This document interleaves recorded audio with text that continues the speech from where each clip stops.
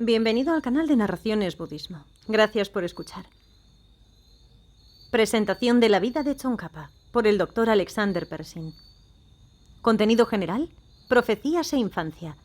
Primeros estudios en el Tíbet central. Enseñanza temprana y escritura. Estudio y práctica intensivos del Tantra. Estudio y retiros para obtener la cognición no conceptual de la vacuidad. Más grandes obras. Fallecimiento, discípulos, conclusión. Me gustaría presentar una breve biografía de Tsongkhapa. Soy un poco quisquilloso, debo decir, por lo que me resulta muy útil pronunciar correctamente los nombres de las personas.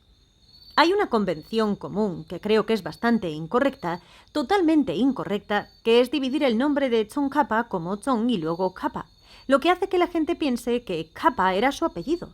Dicen y escriben Tsong y luego Khapa, lo cual es absolutamente absurdo. Esta persona nació en la tierra de Tsongkha, y Pa solo significa alguien que nació allí. Entonces es Tsongkhapa, no Tsongkhapa. La biografía de un gran lama se llama en tibetano Namtar, y Namtar significa una biografía liberadora, porque inspira a los oyentes a seguir el ejemplo del lama y tratar de lograr la liberación o la iluminación con base en su ejemplo.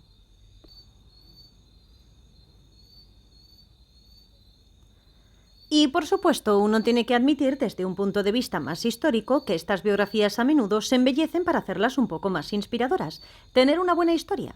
Esto es cierto incluso con la biografía del Buda mismo, si la vemos un poco más históricamente. Los hechos básicos que están allí son verdaderos. Ciertamente, en términos de lo que estudiaron, los retiros que hicieron, lo que enseñaron, etc., estos son precisos. Y eso es lo suficientemente inspirador. Pero en la biografía de Tsongkhapa en realidad no hay mucho que se haya agregado para lograr un efecto dramático que se pueda ver. Tal vez algunas pequeñas cosas, pero no tanto. En algunas otras biografías es bastante. Profecías e infancia. El nacimiento de Tsongkhapa fue profetizado tanto por el Buda Shakyamuni como por Guru Rinpoche. Y antes del nacimiento de Tsongkhapa había varios indicios de que sería un gran ser. Sus padres tenían sueños muy auspiciosos de que el niño sería una emanación de Avalokiteshvara, Manjushri y Vajrapani, que es lo que siempre se considera a Tsongkhapa. Y su futuro maestro, cuando era bastante joven, su nombre era Choje Dondrup Rinchen, recibió una visión de Yamantaka, esa es la forma energética de Manjushri, que el Yamantaka vendría ando en cierto año y se convertiría en su discípulo. Este maestro tuvo una especie de visión de que este discípulo iba a nacer, un discípulo muy especial. Tsongkhapa nació en el área llamada Dzongkha. En realidad proviene de la palabra cebolla. Nació en Tierra de la Cebolla. Es el lugar donde crecen muchas tsong, cebollas. Eso no suena muy bien en español, ¿no? El nombre de la Tierra de la Cebolla, muy arbitrario. Y esto es en Amdo, al noreste del Tíbet.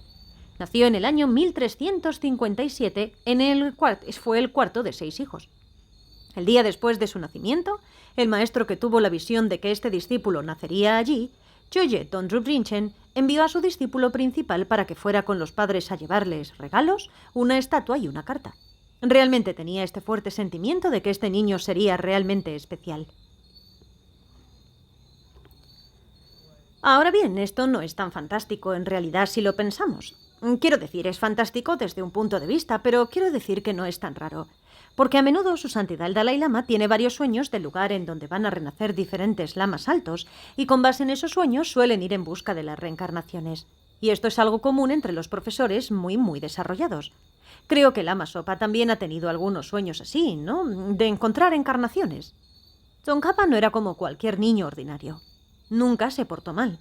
Se comprometió instintivamente en tipos de acciones del Bodhisattva. Era extremadamente inteligente y siempre quería aprender todo, y nos encontramos de vez en cuando con niños pequeños así, ¿no? Y a la edad de 3 años tomó los votos laicos del cuarto Karmapa. De nuevo pienso en el ejemplo del joven Serkon Rinpoche. Tan pronto como pudo hablar, señalaba la foto del viejo Serkon Rinpoche en la casa de su familia y decía: «Ese fui yo». Y cuando llegó la gente de su antiguo hogar, basados en donde su santidad dijo que podían buscarlo, reconoció a alguien por su nombre y todo lo que quería hacer era regresar con ellos a Dharamsala, de vuelta a su monasterio. Tenía solo 3 años. Nunca preguntó por sus padres después de irse, nunca. Quiero decir, te encuentras con muchas cosas fantásticas entre los tibetanos, pero para ellos es bastante común. Así que no es tan fantástico que quisiera tomar los votos laicos y los haya tomado cuando tenía 3 años. Y poco después de tomar estos votos, su padre invitó a este maestro, Choje Dongtrub Rinchen, a su casa. El lama dijo que educaría al niño y el padre estuvo de acuerdo. Así que este lama se quedó en su casa y educó al niño hasta los 7 años. Con solo ver leer al lama instintivamente supo cómo leer, no fue necesario que le enseñaran. Y de nuevo, esto no es tan fantástico. El hijo de mi sobrino es así. Nadie tuvo que enseñarle a leer. Sabía leer cuando tenía 3 años. Solo sabía leer. Así que esto sucede. Como digo, no es algo tan extraño. Durante este tiempo, este maestro le dio al niño varios empoderamientos a las 5 deidades Chakrasambhara, Jebakra, Yamantaka y Vajrapani. A la edad de 7 años ya había memorizado, y esto es bastante fantástico, los rituales completos de todos estos. Había hecho el retiro de Chakrasambhara y ya estaba haciendo la autoiniciación a los 7. Eso es bastante bueno. Ya había tenido visiones de Vajrapani, había soñado con Atisha y demás, pero también podemos encontrar entre los jóvenes tulkus y entre los tibetanos que algunos de ellos tienen memorias extraordinarias. Son capaces de memorizar de forma en verdad extraordinaria cuando son jóvenes. Tsongkhapa superó a todos en eso. A la edad de 7 años recibió los votos de novicio del mismo lama, Choje Dongtrub Rinchen, y obtuvo el nombre de ordenación Losang Rakpa. Ese es el nombre por el que generalmente se le conoce. Y continuó estudiando en Amdo con este lama hasta los 16 años, y luego se fue al Tíbet central para continuar sus estudios y nunca regresó a su tierra natal. Primeros estudios en el Tíbet central. Entonces, cuando fue al Tíbet central, estudió con maestros en los monasterios de todas las tradiciones que había en el Tíbet. Un punto muy interesante y muy bueno. No se unió simplemente a una tradición. Se acercó a todas ellas. Primero fue a un monasterio Drigun Kagyu. Allí aprendió el sistema Mahamudra Drigun. También medicina y más sobre bodhicitta. Tenía solo 17 años y en un año ya se había convertido en un médico muy hábil. Quiero decir, además de todo lo que hizo, también era médico. Y luego estudió allí este texto, lo traduzco como filigrana de realizaciones, el Abhisamayalamkara, que es probablemente el texto central que estudian los tibetanos en términos de su entrenamiento monástico. Aborda el Prajnaparamita, las etapas del camino para comprender la vacuidad. Así que estudió eso allí, en este monasterio Drigun Kagyu, y los demás textos de Maitreya. Y no estudió esto solo en este monasterio Kagyu, también visitó los monasterios Nyingma, Sakya y Kadam para estudiar estos textos y ver cómo los explicaba cada una de las tradiciones. Ese era realmente su estilo, porque era muy crítico con la comprensión que la gente tenía de estos textos. Nunca estuvo satisfecho en ese momento, y entonces realmente hizo un gran esfuerzo por averiguar lo que todos de todas las diferentes tradiciones decían al respecto, lo que entendieron. Esto me parece realmente una cualidad bastante sobresaliente de Tsongkhapa. Podemos encontrar esto a lo largo de su educación. Nunca estuvo satisfecho con el nivel de explicación que recibió, porque muy a menudo escuchamos explicaciones y simplemente decimos «Oh, está bien», y las aceptamos. Sin embargo, si algo no tenía mucho sentido para Tsongkhapa, está bien, este maestro tal vez no tenga la mayor comprensión de esto. Y luego vamos con otro y otro y otro y vemos todos los diferentes ángulos para tratar de entender realmente.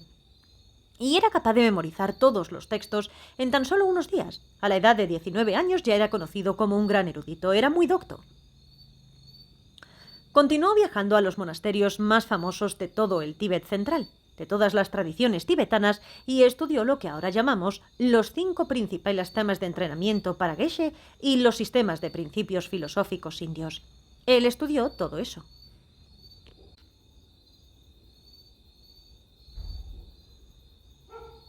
Y lo que hacía siempre en todas partes era debatir, y disfrutaba mucho de esto, con los distintos maestros y alumnos y se permitía ser examinado. La forma en que el sistema tibetano funciona con el debate. ¿Eres tú quien desafía la comprensión de la gente? ¿O te sientas y otras personas desafían tu comprensión? Y entonces Tsongkhapa hizo esto mucho, mucho, mucho donde quiera que iba. Siempre se dejaba examinar a sí mismo, a su entendimiento, para ver si podían encontrar alguna falla en lo que él entendía, y siempre desafiaba su entendimiento. Tienen que imaginarse esto, quiero decir, Tsongkhapa era muy, muy valiente, era un chico de 19 años, y él iba a desafiar a todos los grandes maestros adultos de su época para que trataran de encontrar fallas en su comprensión y para que él desafiara su entendimiento. Es algo realmente especial si pensamos en ello, muy valiente y formidable. Todo el mundo estaba abrumado por su inteligencia y entendimiento, se sentían muy intimidados y apenados. Pregunta. Dijo que hizo lo que ahora se llama el entrenamiento para Geshe. ¿No es esto algo típico solo de la tradición Gelupa? ¿O para nada? Todos estudiaron los temas principales: Madhyamaka, Prajnaparamita, Pramana, lógica, formas de conocer, reglas monásticas del Vinaya, Abhidharma. Todos estudiaron esos y pasaron por la educación monástica. El título del grado que se obtenía al final era diferente en diferentes tradiciones, pero también es diferente en diferentes monasterios, incluso dentro de una misma tradición.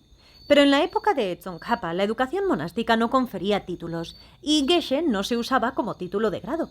La palabra Geshe simplemente significa un amigo espiritual. Tsongkhapa también recibió de la tradición Kadam las enseñanzas del Lamrim, y recibió muchas enseñanzas y empoderamientos tántricos. Tsongkhapa también recibió de la tradición Kadam las enseñanzas del Lamrim y recibió muchas enseñanzas y empoderamientos tántricos. Así, en la tradición Sakya, este Lamre, camino y sus resultados, ese es el nombre. Enseñanzas tántricas del Kagyu, las 6 enseñanzas de Naropa, generalmente llamadas los 6 yogas de Naropa, también Kalachakra. Así que estuvo en todo eso de manera bastante temprana. Y también estudió composición poética, astrología y construcción de mandalas. Y era médico, una educación muy completa. Y solo tenía que escuchar una explicación una vez para entenderla y recordarla perfectamente. El anciano Serkon Rinpoche fue uno de los maestros de su santidad el Dalai Lama. Y dijo que su santidad el Dalai Lama era exactamente así. Nunca tuvo que explicarle algo 2 veces a su santidad. Lo explicaba una vez y decía: «Oh, sí, lo recuerdo». Algo así como si se le refrescara la memoria. De inmediato lo entendía y lo recordaba. Tsongkhapa era así. A veces los recuerdos de estos tibetanos son bastante extraordinarios. Serkon Rinpoche de anciano, el viejo Serkon Rinpoche, me dijo una vez que recordaba todo lo que había estudiado en su vida. No presumía ni alardeaba frente a mí ni nada por el estilo, sino que realmente lo recordaba. Sus recuerdos están realmente muy bien entrenados. Creo que eso proviene de revisar constantemente. Recitan tantas cosas todo el tiempo. Si pensamos en eso como adultos, si no trabajamos como científicos, ¿cuánto de nosotros podemos recordar el álgebra que aprendimos en la escuela secundaria? Yo ciertamente no. Tsongkhapa siempre tuvo una renuncia muy fuerte. Vivió muy humildemente y mantuvo sus votos con mucha pureza. Este siempre ha sido el estilo preferido en la tradición Gelug. Por supuesto que hay algunas excepciones, pero este es el estilo muy humilde de Geshe Kadampa. Y Tsongkhapa era realmente así. Serkon Rinpoche también era así. Si podía elegir, nunca viajaba en trenes indios de primera clase. Siempre iba en la clase más baja, aunque eso significara dormir al lado del baño como Gandhi. Tsongkhapa también alcanzó con mucha facilidad el shamatha y el vipassana, esta concentración perfecta y un estado mental excepcionalmente perceptivo, pero nunca estuvo satisfecho con su aprendizaje y nivel de realización. Continuó viajando y solicitando enseñanzas una y otra vez, incluso sobre los mismos textos. Acudió a los maestros más eruditos de su época, estudió con ellos, los desafiaba, debatía con ellos, dejaba que realmente lo examinaran muy bien. Uno de los principales fue Rendawa, un maestro Sakya. Y Tsongkhapa recibió este verso Miktsema en alabanza a Rendawa. Básicamente eres Chenresi y Manjusri Vajrapani, este verso. Y Rendawa dijo: «Esto realmente no me va». Y lo dedicó de vuelta a Tsongkhapa. Y esto finalmente se convirtió en el verso que se usa para el yoga del gurú de Tsongkhapa. Enseñanza temprana y escritura. Así que Tsongkhapa empezó a enseñar cuando tenía 20 años. Y lo primero que enseñó fue el Abhidharma, Dze, los temas especiales del conocimiento. Todo el mundo estaba asombrado de su erudición. Y a esa edad empezó a escribir algunas cosas y a hacer más retiros. Pronto tuvo sus propios discípulos. Ahora, algunos relatos dicen que tomó los votos completos de monje a la edad de 21 años, pero parece ser incierto el año real en que tuvo lugar. Fue en algún momento de sus 20 años. En algún momento, probablemente también a finales de sus 20 años, estudió y analizó todo el Kangyur y el Tengyur. Son 100 volúmenes grandes y gruesos de las enseñanzas del Buda y 200 volúmenes gruesos de los comentarios indios. Revisó todo eso. Y si vemos sus escritos, parece que probablemente los memorizó y los analizó. Quiero decir, podemos ver esto en sus escritos posteriores. Fue muy crítico con las traducciones de algunos de estos y revisó diferentes traducciones de estos diversos textos y siempre desafiaba también los comentarios indios en cuanto a si tenían los textos originales correctos. Así que después de eso, a la edad de 32 años, escribió su primer gran texto importante. Este se llama Un rosario dorado de explicación excelente. Lekshe Serchen, un comentario sobre el Prajnaparamita. Reunió y discutió los 21 comentarios indios al texto. Y eso es muy difícil. Si pensamos en ello, no hay computadoras y lo estás armando. Tienes que tener los 21 en mente para hacer eso. En todo lo que escribió, lo que realmente llama la atención es que siempre apoya todas sus críticas y todas sus nuevas interpretaciones con citas, siempre diciendo «no me lo inventé», dando citas. Y citas de toda la literatura budista india y tibetana, y también compara diferentes traducciones. Hay otros maestros anteriores a Tsongkhapa que escribieron muchos comentarios a diferentes textos y demás, pero a menudo lo que hacían era que se saltaban los pasajes más difíciles y oscuros. Simplemente los dejaban de lado y no comentaban sobre eso, solo comentaban las partes fáciles. Tsongkhapa nunca hizo eso. Los pasajes más difíciles, los pasajes más oscuros, eso es lo que amaba y los explicaba todos. Nunca se sintió intimidado por ellos. Esa era una característica muy especial de Tsongkhapa. Es como el dicho tibetano de «cuando estudiamos no debemos ser como un anciano que solo mastica las papas blandas y escupe la carne dura». No escupir lo difícil. Como mencioné, Tsongkhapa tenía una tremenda capacidad para memorizar. Normalmente todos los días memorizaba 17 grandes páginas tibetanas de doble cara. Los grandes maestros continúan memorizando todo el tiempo, no es solo que lo hagan siendo niños. Siempre memorizan más y más textos. Si escuchan a su santidad el Dalai Lama cuánto ha memorizado, es increíble lo que puede citar de memoria. Así que Tsongkhapa normalmente memorizaba 17 páginas grandes al día, además de todo lo demás que hacía. Una vez tuvieron un concurso.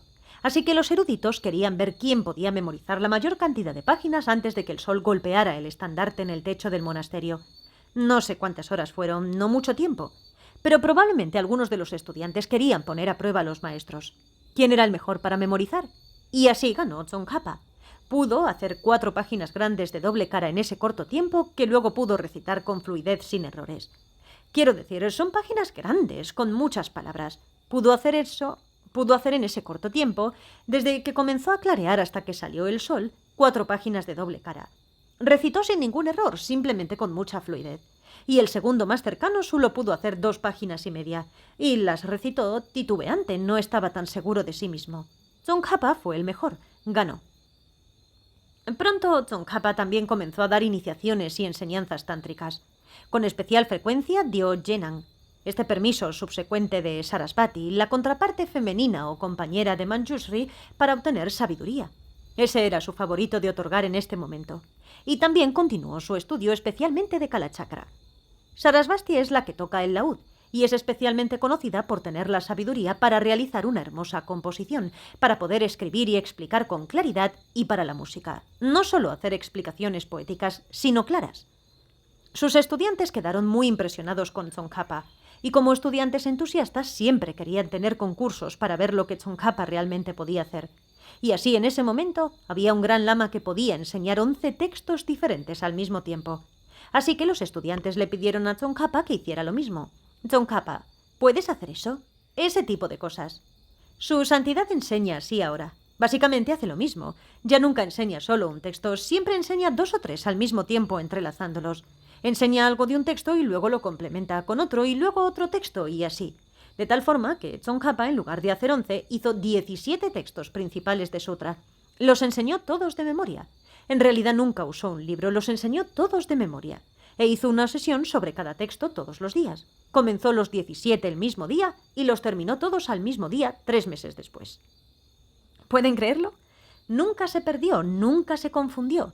Siempre supo cuánto enseñar cada día para que todo terminara el mismo día. 17 sesiones al día. Increíble. Quiero decir, estos son todos los textos principales que enseñó al mismo tiempo. Madhyamakavatara, Bodhicharyavatara, los textos de Abhidharma, Abhisamayalankara. Los enseñó todos al mismo tiempo. Y durante el discurso refutó las interpretaciones incorrectas de cada uno de ellos y estableció su propia visión. Eso es bastante asombroso. Pero también cada día durante el discurso, también hizo la autoiniciación de Yamantaka con algunos de sus discípulos. Lleva mucho tiempo hacerlo, no es algo corto de hacer. Y todas estas otras prácticas tántricas. Como su santidad, que hace 4 horas de meditación, además de todo lo que hace, digamos, cuando da una iniciación de Kalachakra. Si vemos su vida, quiero decir, solo vivió 62 años.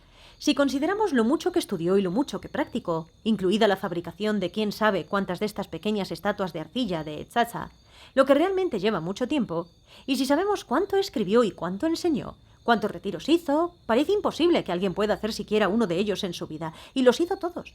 ¿Cómo podía escribir todas estas cosas sin computadora? La mayor parte del tiempo en una cueva, a la luz de una vela. Es increíble. No llevaba consigo todos sus libros de referencia, los sabía todos de memoria.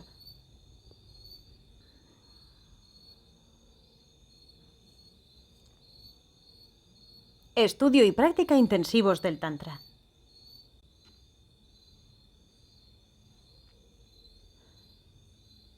Poco después de esto, Tsongkhapa hizo su primer gran retiro tántrico. Eso fue Chakrasambhara según la tradición Kagyu, y meditó intensamente en las 6 enseñanzas de Naropa y obtuvo una gran realización. También las 6 enseñanzas de Niguma. Ese es otro tipo de enseñanza. Así que ahora tenía 34 años y decidió que quería participar en el estudio intensivo y la práctica de las 4 clases de Tantra. Dijo que realmente no puedes apreciar en Anuttara Yoga, la clase superior de Tantra, cuán especial es si no tienes un estudio y una práctica exhaustivos de las otras clases de Tantra. Así que hizo eso. Eso es realmente bastante raro. Si observamos a los maestros modernos, solo personas como su santidad y su maestro Serkon Rinpoche y demás, son realmente maestros de las 4 clases. Por lo general solo hacen un poco de la primera clase, Tantra Kriya, y luego la clase superior, Tantra Anuttara Yoga. Y luego también estudió más las prácticas de la etapa completa, Dzogchen, de Guhyasamaya y Kalachakra, cosas que siguió estudiando una y otra vez. Estudio y retiros para obtener la cognición no conceptual de la vacuidad. Luego fue a estudiar con un gran maestro Karma Kagyu llamado Lama Umapa. Umapa significa Madhyamika, alguien que sigue el Madhyamaka. Fue a estudiar Madhyamaka con él y también una forma especial de Manjushri. Este lama tenía visiones diarias de Manjushri. Manjushri le enseñó un verso cada día. Y así, Tsongkhapa y Lama Umapa se convirtieron en maestro y discípulo en común. Estudiaron y se enseñaron mutuamente, lo cual es un buen tipo de relación. A veces encuentras eso, ciertamente con los maestros de su santidad. Tienen ese tipo de relación entre ellos. Comparten enseñanzas entre ellos. Lo que es muy interesante es que Lama Umapa comenzó a consultar con Tsongkhapa para confirmar si las enseñanzas que había recibido en sus visiones de Manjushri eran correctas o no. Y esto también se señala como un punto importante. Incluso si tienes visiones de Manjushri, ¿cómo sabes que no es un fantasma que pretende ser Manjushri y te enseña cosas? Entonces consultó con Tsongkhapa para obtener una confirmación. ¿Es realmente correcto? ¿Tiene sentido o no? Entonces, junto con Lama Umapa, Tsongkhapa hizo un retiro muy extenso en Manjushri. Y desde ese momento en adelante, el propio Tsongkhapa recibió instrucción directa de Manjushri en varias visiones puras y pudo recibir directamente de Manjushri las respuestas a sus diversas preguntas. Antes de eso, tenía que hacerle sus preguntas a Manjushri a través de Lama Umapa. Ahora podía comunicarse directamente con Manjushri. Entonces, por supuesto, podríamos hacer la pregunta: estos occidentales escépticos, ¿qué rayos significa esto, poder tener visiones, comunicarse y obtener enseñanzas de Manjushri?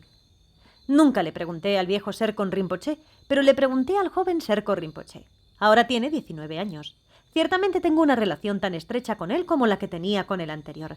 Así que le pregunté sobre esto, porque el padre del viejo Serkon Rinpoche, Serkon Dorje Chang, tuvo una visión de Tsongkhapa. Y en esta visión de Tsongkhapa, el texto más difícil de Tsongkhapa se llama La buena explicación de los signos, de los significados interpretables y definitivos. En tibetano, Rangye Lekshe Nyingpo, es el texto más difícil de las escuelas Chittamatra y Madhyamaka. El viejo Serkon Rinpoche lo recitaba todos los días de memoria. Tiene 250 páginas. Todos los días lo recitaba de memoria. Hay un linaje que se remonta a Tsongkhapa, pasó por todas las generaciones, pero hay un linaje especial que el padre del anciano Serkon Rinpoche, Serkon Dorje Chang, recibió de una visión de Tsongkhapa, quien le dio la transmisión oral del texto y se lo explicó. Así que pregunté: ¿qué es esto? ¿Cuál es la historia? Y entonces contó la historia de que Dorje Chang estaba haciendo un retiro sobre este texto en una cueva en las montañas para tratar de entenderlo más profundamente. Y un día un monje entró en su cueva, se sentó y le explicó todo el texto, le dio la transmisión. Y fue una explicación bastante extraordinaria y demás. Al terminar el monje dijo: «Oh, disculpe, tengo que ir al baño». Entonces el monje salió y no regresó, y Dorje Chang se preguntaba por qué. ¿Qué sucedió? Tal vez algo pasó. Había mucha nieve y esas cosas en lo alto de las montañas afuera de la cueva. Entonces caminó afuera de la cueva y no había huellas, no había nada. Así que concluyó que esto tenía que haber sido una visión de Tsongkhapa. Pero cuando realmente estaba sucediendo, parecía como si fuera una persona real. Eso me pareció muy interesante. Nunca había escuchado una explicación de lo que sucede durante una visión pura, como es. Y por supuesto lo explicó como si fuera la cosa más común y corriente del mundo. Los tibetanos son así. Así que Tsongkhapa estaba haciendo este retiro intensivo con su maestro y recibiendo estas visiones de Manjushri. Durante el retiro, Tsongkhapa sintió que todavía no tenía una comprensión adecuada del Madhyamaka y del Guyasamaya. Y él no era ningún tonto, no era como si no hubiera estudiado. Realmente trabajó duro. Probablemente entendía mejor a cualquiera que cualquiera en su época, pero aún sentía que no era lo suficientemente bueno. Entonces Manjushri le aconsejó que hiciera un retiro muy largo y luego entendería las notas de las instrucciones que le había dado Manjushri, porque Manjushri le había explicado lo que Tsongkhapa simplemente no podía entender. Así que Manjushri decía: haz un retiro muy largo, construye más fuerza positiva. Guyasamaya, por cierto, se llama Rey de los Tantras. Es en las explicaciones de Nagarjuna y Chandrakirti, ambos grandes maestros del Madhyamaka, donde se encuentra el mecanismo, la clave para comprender toda la teoría del Tantra. Así que eso es lo principal cuando se estudia Tantra. Necesitas acumular fuerza positiva, mérito. Y así, después de enseñar un poco después de eso, Tsongkhapa se fue a un retiro de 4 años con 8 de sus discípulos más cercanos. Durante este retiro, ya estaba a mediados de sus 30 cuando estaba haciendo esto, hicieron 35 series de 100.000 postraciones, una para cada uno de los 35 Budas de la confesión y 18 series de 100.000 ofrendas de mandala. No es poca cosa, y consideramos cuán erudito y cuán avanzado estaba antes de hacer esto. Y por supuesto, al mismo tiempo hicieron la autoiniciación de Yamantaka todo el tiempo y estudiaron el sutra Avatamsaka. Ese es un gran sutra, y Tsongkhapa siempre decía que esta era la fuente principal para aprender sobre las acciones del Bodhisattva. Después de este retiro, Tsongkhapa tuvo una visión del Buda Maitreya. Después del retiro, Tsongkhapa y sus discípulos restauraron una enorme estatua de Maitreya en Xinjiling para generar aún más fuerza positiva.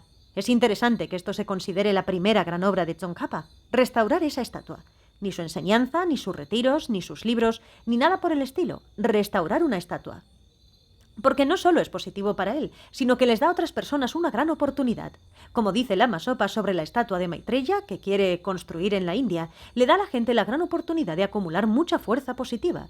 En realidad no me sorprendería que Lama Zopa pensara en este ejemplo de Tsongkhapa. Y luego, después de esto, Tsongkhapa volvió al retiro por otros 5 meses para tratar de reunirlo todo. Así que realmente muestra la importancia de que si estamos atascados en nuestra comprensión, no importa qué tan lejos estemos en el camino, la única forma de superar ese punto muerto es construir realmente una enorme cantidad de fuerza positiva, a través de la purificación y este tipo de cosas, y realmente hacer algo para el servicio de los demás, y confiar en Manjushri, en el mantra de Manjushri. Después de hacer estas increíbles prácticas preliminares durante 4 años y restaurar la estatua de Maitreya, Tsongkhapa se fue a otro retiro por otros 5 meses. Había un lama Nyingma muy famoso en ese momento llamado Hlojak Namka Gyaltsen, y ese lama Nyingma continuamente tenía visiones de Vajrapani. Invitó a Tsongkhapa y se convirtieron en maestro y discípulo mutuos. Es de este lama Nyingma que Tsongkhapa obtuvo sus principales transmisiones del Lamrim de la tradición Kadam, 2 de los principales linajes Kadam. Hay 3 linajes Kadampa que se separaron. Obtuvo 2 de ellos de este lama Nyingma y 1 de un lama Kagyu. El Kadampa se dividió en 3. Uno eran las enseñanzas del Lamrim, uno eran las enseñanzas textuales y otros eran las enseñanzas de las pautas orales. Así que obtuvo el Lamrim y los linajes de las pautas orales de este lama Nyingma y la tradición textual de un lama Kagyu. Esto me parece muy interesante. Uno siempre piensa que los obtuvo de los lamas Kadampa, pero no fue así, y que el Gelupa estaba muy separado de todas estas otras tradiciones. No lo estaba. Miren a este lama Kagyu, lama Umapa, con quien Tsongkhapa estudió Madhyamaka. Había estudiado Madhyamaka con los Sakya. Los Sakya eran los principales representantes del Madhyamaka en aquellos días. De todos modos, Tsongkhapa en ese momento quería ir a la India a estudiar más. Esto también es muy interesante. Esto es a finales del siglo XIII. Existe esta parte común del prejuicio antimusulmán que asegura que, bueno, el budismo fue destruido por completo en la India a principios del siglo XIII y luego se acabó. Ese no fue el caso. Esto sucedió a finales del año 1300 y Tsongkhapa quería ir a la India a estudiar budismo. Obviamente había algunos profesores allí, pero Vajrapani le aconsejó a Tsongkhapa que se quedara en el Tíbet ya que sería más beneficioso allí. Así que Tsongkhapa no fue a la India, pero al quedarse decidió que en el futuro escribiría el Lamrim Chenmo, las grandes etapas del camino Lamrim, y el Ngagrim Chenmo, la gran presentación de las etapas del Tantra sobre las 4 clases de Tantra. Así es como sería de mayor beneficio. No los escribió de inmediato porque volvió a retirarse, y esta vez hizo un retiro en la etapa completa de Kalachakra. Y salió de este retiro y todavía no estaba satisfecho. Después de todo este tiempo, había hecho todos esos preliminares y toda esa meditación, pero todavía no había captado la esencia completa de las enseñanzas de Madhyamaka sobre la vacuidad. Todavía no estaba satisfecho, y es parte de los votos tántricos nunca estar satisfecho con tu nivel de comprensión hasta que alcances la iluminación. Entonces, Manjushri le aconsejó que confiara en los comentarios de Buddhapalita, un gran maestro indio. Es interesante que Manjushri no solo le haya dado todas las respuestas, lo dirigió a los textos indios para estudiar. Y así, Tsongkhapa entró en otro retiro de un año en esta etapa sobre Madhyamaka. Y fue durante este retiro, el final del retiro, que obtuvo la cognición no conceptual completa de la vacuidad. Fue solo en este punto que se convirtió en un arya, el camino del ver. Basado en sus realizaciones, Tsongkhapa revisó completamente la comprensión del Prasangika Madhyamaka de su época, las enseñanzas sobre la vacuidad y los temas relacionados. Era un revolucionario radical, muy radical. Se necesitó una valentía increíble. Revisó casi todo, el entendimiento de todos los grandes maestros de su época. Y después de él, no mucha gente estuvo de acuerdo. Sus discípulos estuvieron de acuerdo, pero todos los demás trataron de refutarlo. Y ninguna de las otras tradiciones tibetanas acepta lo que dice. Sus revisiones, los únicos que aceptan algo de lo que dijo sobre Prasangika es el Karma Kagyu de la época del octavo Karmapa. Aceptan un poco de su presentación del Prasangika, pero el resto de los Kagyus, los Sakyas y los Nyingmas no lo aceptan en absoluto. Sin embargo, Tsongkhapa basó todas sus reformas estrictamente en la lógica y las referencias escriturales. No se basó en, bueno, Manjushri me lo dijo en una visión. Se basó estrictamente en las escrituras y la lógica. No estaba satisfecho con lo que sus maestros habían dicho que era el significado más profundo de los grandes textos indios. Ahora bien, al hacer esto, al contradecir a todos sus maestros todo lo que dijeron, cuando los estaba refutando no estaba causando una ruptura de la relación de vínculo estrecho con sus maestros. Eso es muy interesante. Le pregunté al joven Serko Rinpoche, ¿ver a nuestros maestros como budas no significa eso que realmente no puedes ir más allá de ellos en términos de sus realizaciones o refutarlos? Eres un buda, pero tu realización es incorrecta. ¿No hay algo extraño y contradictorio en eso? Así que le hice la pregunta al joven Serkon Rinpoche. Y el joven Serkon Rinpoche me explicó. Él dijo, no es ningún problema. Dijo que para hacer un pastel, por ejemplo, hay que juntar muchos ingredientes. Harina, mantequilla, leche y huevos. Así que nuestros maestros nos muestran cómo hacer un pastel y hornean algunos para nosotros. Y son deliciosos, podemos disfrutarlos mucho. Y gracias a la amabilidad de nuestros maestros ahora sabemos cómo hacer pasteles, pero eso no significa que no podamos hacer algunos cambios en la receta y agregar algunos ingredientes más, un poco de chocolate o algo así, y hornear pasteles aún más deliciosos que los que hicieron nuestros maestros. Y al hacerlo no estamos siendo irrespetuosos con nuestros maestros, y si los maestros están realmente calificados se regocijarán con nuestra nueva receta y disfrutarán de los nuevos pasteles con nosotros e incluso podrían decir que es más delicioso que los que ellos hicieron.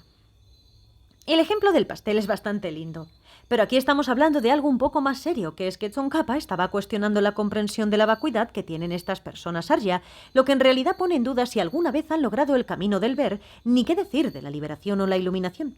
¿El camino del ver, realmente han logrado eso? Y por supuesto podríamos verlo de esa manera. Shantideva argumenta en el Bodhicharyavatara que en el noveno capítulo sobre la comprensión de la vacuidad del Prasangika, si tenías una comprensión menor de la vacuidad, aunque pudieras pensar que has alcanzado la liberación, no es así. Entonces, un rudo despertar, como el llamado Arhat, cuando estás a punto de morir y descubres que vas a activar los 12 eslabones nuevamente. Así que podrías decir, bueno, ¿no era esto lo que Tsongkhapa decía? Y creo que esa es una forma de interpretarlo, pero no es la única forma de interpretarlo. Su Santidad el Dalai Lama explica a veces, cuando habla de varias visiones, que hay que distinguir. De hecho, Shantideva también dijo esto, entre lo que escriben estos grandes autores y lo que realmente experimentas y logran en la meditación. Y dice que muchos maestros altamente realizados no son muy hábiles para explicarse a sí mismos con claridad lo que realmente comprenden.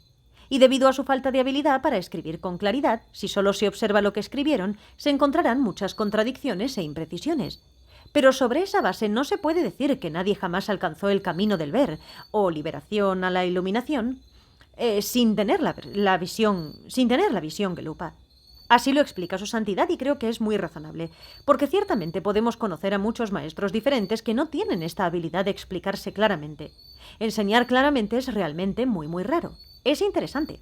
Tsongkhapa destacó desde muy joven a Sarasvati. Esa es la figura especial para poder obtener explicaciones claras y escribir para que otras personas realmente puedan entender claramente y lo importante que es eso.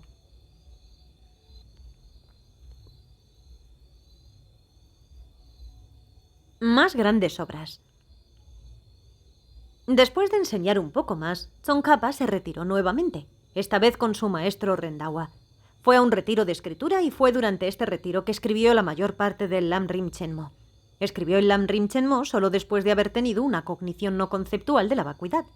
No lo escribió solo como el principio. Y luego estudió un poco más de las 6 prácticas de Naropa y Mahamudra con el Drigun Kagyu. Y ya había hecho muchos retiros sobre esto, pero fue por más enseñanzas, de regreso al Drigun Kagyu. Y luego, durante la estación lluviosa posterior a esta, enseñó Vinaya, Dulwa, las reglas monásticas de disciplina. Y lo enseñó tan clara y profundamente que se considera su segunda gran hazaña. Eso es muy interesante. Su enseñanza del Madhyamaka y su revisión del entendimiento, todas estas cosas no se consideran sus grandes obras. Enseñar las reglas de la disciplina monástica. Esto se considera una gran obra porque aclaró estas cosas y realmente volvió a poner en forma toda la comunidad monástica, lo que tuvo una influencia muy duradera en términos de la preservación del Buda Dharma. El Buda dijo, mientras sobreviva la sangha monástica, sobrevive el Dharma. Entonces, después de esto, Tsongkhapa terminó el Lamrim Chenmo y decidió que ahora enseñaría más a fondo el Tantra.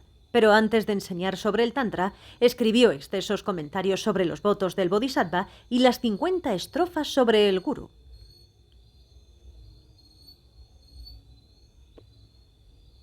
En tibetano, Lama Ngabchupa. En sánscrito, Guru Pankashila. Esa era la base para la práctica del Tantra. Luego, mientras enseñaba Tantra, escribió Ngagrim Chenmo, las etapas del camino del Tantra y muchos de sus comentarios sobre Guyasamaya. De los 18 volúmenes que escribió, el tema sobre el que más escribió es Guyasamaya. Este sistema de Tantra del que provienen todas las enseñanzas básicas sobre cómo entender el Tantra, toda la teoría del Tantra, proviene de esa literatura. Luego el emperador chino lo invitó a convertirse en el tutor imperial, pero Tsongkhapa se excusó. Lo siento, soy demasiado viejo y quiero quedarme en retiro. Y en su lugar envió a uno de sus discípulos. Ahora ese es un muy buen ejemplo. Supongamos que estás en una posición en la que realmente estás haciendo algo sobre lo que crees que es beneficioso en términos del Dharma puro. Y entonces tenemos esta oportunidad. Alguien nos ofrece un trabajo o algo así y podríamos volvernos muy, muy famosos y ganar mucho dinero.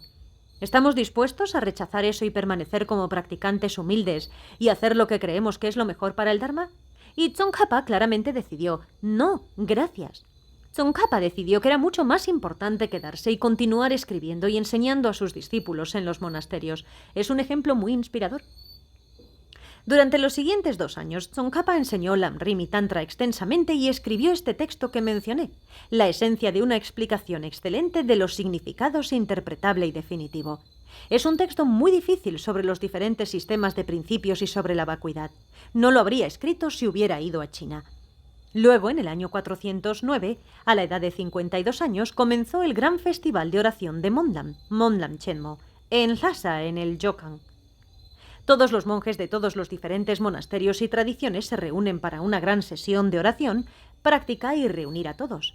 Muy importante, hay una gran estatua del Buda Shakyamuni en el Jokang, este templo, y le ofreció una corona de oro.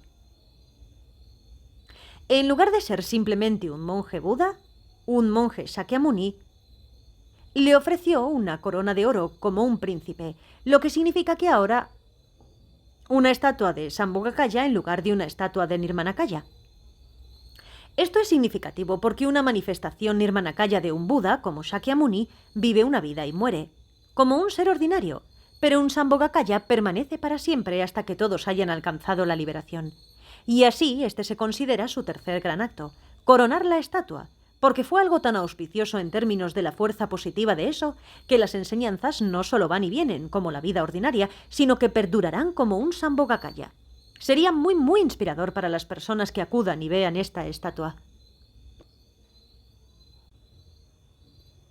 Después de todo esto, sus discípulos le pidieron que dejara de viajar tanto, por lo que fundaron para él el monasterio de Ganden, Ganden Gompa, el monasterio personal de Tsongkhapa. Allí continuó enseñando, escribiendo y haciendo más retiros, y encargó que construyeran el gran salón Ganden con una enorme estatua del Buda y mandalas tridimensionales de cobre, bastante grandes, de las tres principales deidades del Tantra que practicaba, Guyasamaya, Chakrasambhara y Yamantaka. Vajravairava. Y construir estos mandales tridimensionales en el salón Ganden, esa se considera su cuarta gran obra. Esto me parece realmente muy interesante de observar. ¿Hizo tantas cosas fantásticas durante su vida? ¿Y cuáles fueron elegidas como sus 4 obras más grandes? Restaurar la estatua de Maitreya, enseñar sobre el Vinaya, coronar la estatua en el Hokan y construir estos mandalas. Si tuviéramos que elegir sus 4 grandes obras, probablemente no las elegiríamos, ¿verdad? Si lo pensamos, no eligieron lo que hizo Tsongkhapa básicamente para obtener sus propias realizaciones, en términos de toda su práctica o sus conocimientos. Esas no se consideran sus grandes obras. Sus grandes obras fueron lo que hizo para el futuro, para beneficiar a la gente durante muchas, muchas, muchas generaciones en el futuro. En términos de esta gran estatua de Maitreya, Maitreya es el próximo Buda, por lo que es muy auspicioso para el futuro. El Vinaya, la perdurabilidad de las enseñanzas del Buda, es con el Vinaya puro. El Sambhogakaya es para que el Buda enseñe para siempre. Y los mandalas de las deidades tántricas para convertirlo todo en una tierra pura. Creo que es sobre esta base de lo que fue significativo para construir una enorme fuerza kármica positiva para el florecimiento de las enseñanzas en el futuro. Esas fueron consideradas sus grandes obras en beneficio de los demás, no sus ideas personales o sus prácticas personales o logros personales. Lo significativo es que la gente hace las plegarias, así que eres inspirado por la estatua, que pueda encontrarme y estar entre los primeros discípulos de Maitreya cuando venga Maitreya. La oración de Maitreya, todo el mundo recita eso, porque tienes que construir la conexión kármica con Maitreya para ser realmente un discípulo de Maitreya. Nos produce mucho respeto el proyecto de Lama Zopa con esta enorme estatua de Maitreya, porque por supuesto es muy fácil criticar y pensar que no es práctico. Podría usar el dinero para comprar alimentos para la gente pobre. Pero si lo vemos a la luz de lo que hizo Tsongkhapa, y todo en términos de la duración futura de las enseñanzas y las conexiones futuras, entonces creo que Lama Zopa realmente está tratando de seguir los pasos de Tsongkhapa con este ejemplo. Es por eso que creo que es bastante importante. Aunque debo decir que yo mismo era escéptico al principio, pero creo que es bastante importante cuando hablamos de karma y dedicatoria. Los tibetanos siempre usan un ejemplo. Incluso si ponemos solo un grano de arroz en esta enorme bolsa de arroz, que se utilizará para alimentar a las personas en su viaje, bueno, hemos hecho nuestra contribución a eso. Y eso construirá una fuerza positiva hasta que todo se agote. De la misma forma, incluso si solo hacemos una pequeña donación a esto, hemos contribuido en algo que realmente tendrá consecuencias futuras muy, muy largas. Si alguna vez sucede, me refiero a si alguna vez son capaces de tener éxito en la construcción de eso, entonces creo que este es el pensamiento detrás del Lama Zopa. Fallecimiento. Tsongkhapa continuó viviendo, escribiendo y enseñando en Ganden y murió allí en 1419 a la edad de 62 años.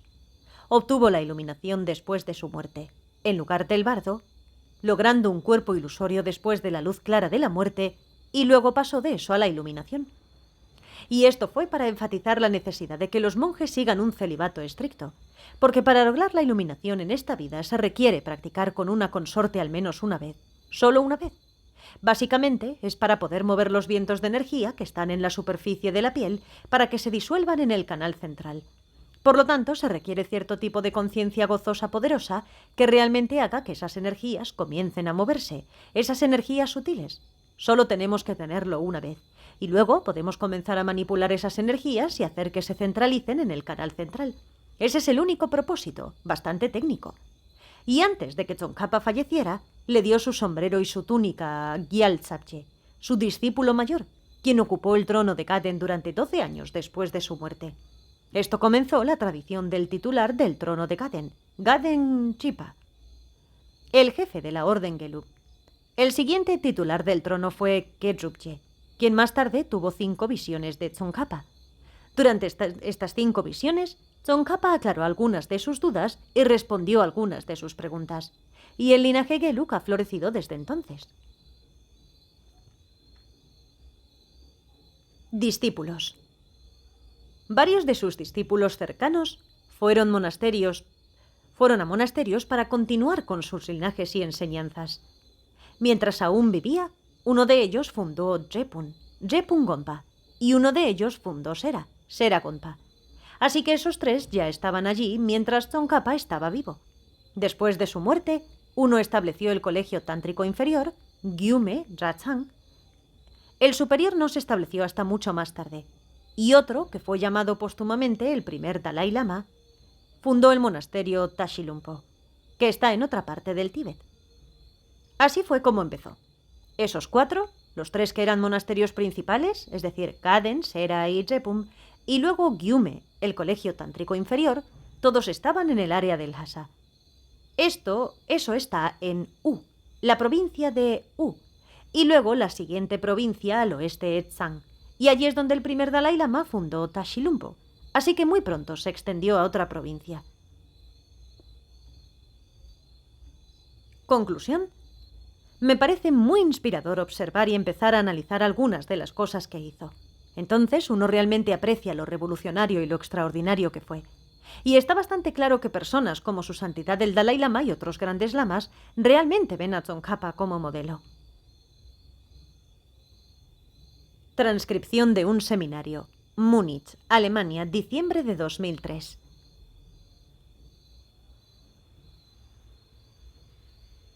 Grabado en India en diciembre de 2022. Narrado por Cristina Ingrid P. Gracias por escuchar.